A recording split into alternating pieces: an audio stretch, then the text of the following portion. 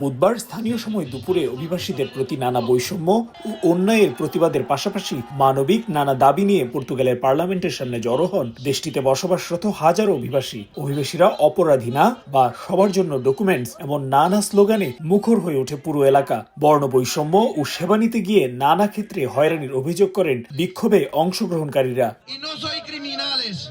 কোনো ফৌজদারি অপরাধ না থাকলেও সেনজেন ইনফরমেশন সিস্টেমে থাকা অন্যান্য দেশের সাধারণ অ্যালার্ট বা নিষেধাজ্ঞার কারণে রেসিডেন্স পারমিট না দিয়ে গ্রেপ্তার ও দেশ থেকে বিধিনিষেধের কড়া সমালোচনা করেন অভিবাসী নেতারা। এমন পরিস্থিতিতে রেসিডেন্স কার্ড ইস্যুর ক্ষেত্রে পর্তুগালের প্রচলিত আইনের বিভিন্ন ধারাও তুলে ধরেন তারা। অভিবাসীদের অধিকার নিয়ে কাজ করা সংগঠন সলিডারিটি ইমিগ্রেন্টের আহ্বানে সাড়া দিয়ে সমাবেশে অংশ নেন প্রবাসী বাংলাদেশিরাও। আমরা এদেশে ট্যাক্স প্রদান করে এদেশে উন্নয়নে সহযোগিতা করে থাকি।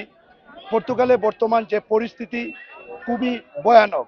আমরা চাই আমাদের সাথে যেন কোনো বৈষম্যতা করা না হয়। পর্তুগালে বসবাস করা সকল দেশের প্রবাসীদের মানবিক মর্যাদা এবং অধিকার আদায়ের লক্ষ্যে আমরা বাংলাদেশিদের পক্ষে আজকে রাজপথে বিক্ষোভে অংশগ্রহণ করেছি। অভিবাসীদের সাথে সংহতি জানিয়ে সমাবেশে অংশ নেন পর্তুগিজরাও। এখনো পর্তুগালে অভিবাসী প্রয়োজন উল্লেখ করে সরকারকে তাদের প্রতি আন্তরিক হবার আহ্বান জানান তারা।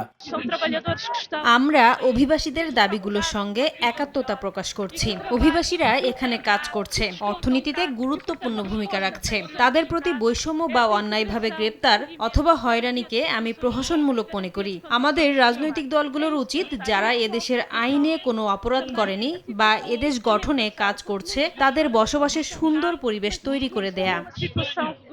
সিস অ্যালার্ট থাকায় সাম্প্রতিক সময়ে প্রক্রিয়াধীন থাকা বেশ কিছু অভিবাসীদের রেসিডেন্স পারমিট না দিয়ে তাদের প্রসেস বাতিল করে দেশ থেকে নোটিশ বা গ্রেপ্তারও করেছে পর্তুগালের অভিবাসন সংস্থা আইমা।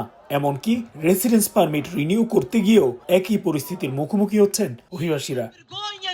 আজকের এই সমাবেশে অংশগ্রহণকারীরা বলছে, ইউরোপে মানবিক দেশ হিসেবে পরিচিত পর্তুগালে অভিবাসীরা নানা অন্যায় ও বৈষম্যের শিকার, যা বর্তমান সরকারের বৈষম্যমূলক অভিবাসন নীতিরই ফল। তাই অভিবাসন সংক্রান্ত যে কোনো ইস্যুতে আরও একটু মানবিক দৃষ্টিভঙ্গি বজায় রেখে সরকারকে পদক্ষেপ নেওয়ার আহ্বান তাদের। তারিকুল হাসান আশিক, সময় সংবাদ, লিসবন, পর্তুগাল।